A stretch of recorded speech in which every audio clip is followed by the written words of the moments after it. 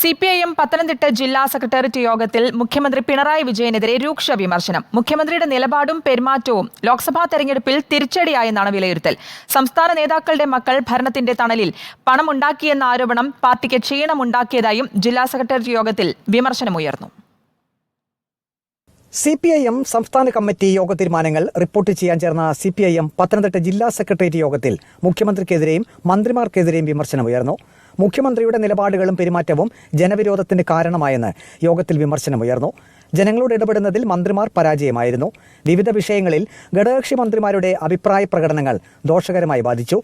ഭരണവിരുദ്ധ വികാരം മനസ്സിലാക്കുന്നതിൽ പാർട്ടിയും സർക്കാരും പരാജയപ്പെട്ടു. ഇത് തിരിച്ചറിയാതെ എന്ത് ചെയ്താലും ജനം വോട്ടും ചെയ്യും എന്ന് കരുതി.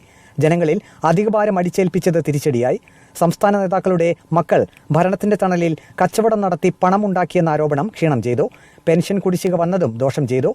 നവകേരള സദസ്സിന്റെ പണപ്പിരിവ് സംബന്ധിച്ച് കണക്കുകളിൽ വ്യക്തതയില്ലാതെ പോയതും പാർട്ടിക്ക് ക്ഷീണമായി. ലോക്സഭാ തെരഞ്ഞെടുപ്പിൽ പത്തനംതിട്ടയിൽ ന്യൂനപക്ഷ മേഖലകളിൽ പ്രതീക്ഷിച്ചതിലും വോട്ട് ഇടതുമുന്നണിക്ക് കുറഞ്ഞു. തോമസ് ഐസക്കിന്റെ പരാജയത്തിന് ഇത് കാരണമായി.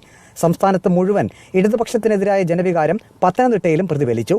മറ്റു മണ്ഡലങ്ങളിലെ അപേക്ഷിച്ച് മികച്ച പ്രകടനം നടത്താൻ പത്തനംതിട്ടയിലായെന്നും യോഗത്തിൽ വിലയിരുത്തലുണ്ടായി. മന്ത്രി VN വാസവൻ, CPIM കേന്ദ്ര കമ്മിറ്റി അംഗം ഡോക്ടർ തോമസ് ഐസക് എന്നിവരുടെ സാന്നിധ്യത്തിലായിരുന്നു ജില്ലാ സെക്രട്ടേറിയറ്റ് യോഗം നടന്നത്. ജില്ലാ കമ്മിറ്റി യോഗം നാളെ നടക്കും. റിപ്പോർട്ടർ, പത്തനംതിട്ട.